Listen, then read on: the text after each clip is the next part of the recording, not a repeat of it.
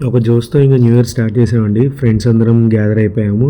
రెగ్యులర్గా new year చేసుకుంటే ఏముంది, మహా అయితే సోదేసుకుంటాము, తింటాము, గేమ్స్ ఆడుకుంటాము. అలా కాకుండా ఒక డిఫరెంట్గా చేద్దామని చెప్పేసి ఫ్యామిలీకి మ్యాచింగ్ కలర్ అవుట్ఫిట్ అండ్ దాని రెస్పెక్ట్ స్నాక్స్ తీసుకురావాలని చెప్పేసి థీమ్ అండి. అందరు చాలా యాక్టివ్గా పార్టిసిపేట్ చేశారు. సో మల్టిపుల్ కలర్స్ వేసుకొని వచ్చాము, వాటి మ్యాచింగ్ స్నాక్స్ కూడా తీసుకొని వచ్చాము. అవి తీసుకురావడం ఎందుకని అవన్నీ తినేసరికి మా ఓపికలు కూడా అయిపోయినాయి. చాలా అంటే చాలా ఎంజాయ్ చేసాము. కొంచెం డిఫరెంట్గా అనిపించింది. ఇలా మీరు కూడా ట్రై చేయండి. అండ్ బెస్ట్ అవుట్ఫిట్ ఎవరిదిందో కూడా చెప్పండి, మీకు ఎవరిది నచ్చిందో. గేమ్స్ ఆడుకొని ఫోటో షూట్ అయిపోయేసరికి 12 అయిపోయిందండి ఆల్మోస్ట్. ఇంకా కేకులు చూసిన తర్వాత హోస్ట్ తగ్గేదే లేనట్టున్నాడు.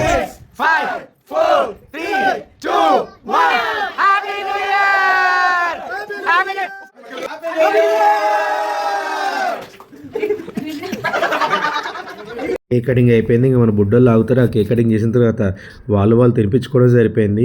ఎలాంటి మేము వెళ్ళినా వద్దు ఆగు మేము తింటున్నాము కంప్లీట్ అవని అన్నారు. ఇక చూడండి ఎట్లున్నారు. సరదాగా టెర్రస్ ఎక్కేసి కొన్ని ఫైర్ క్రాకర్స్ కాలుద్దాం అని చెప్పేసి న్యూ ఇయర్కి వెల్కమ్ చెప్తూ కొన్ని డ్యాన్సులు వేస్తూ ఎంజాయ్ జోష్లో ఉన్నాము. ఫుల్ అంటే ఫుల్ ఎంజాయ్ చేసామండి.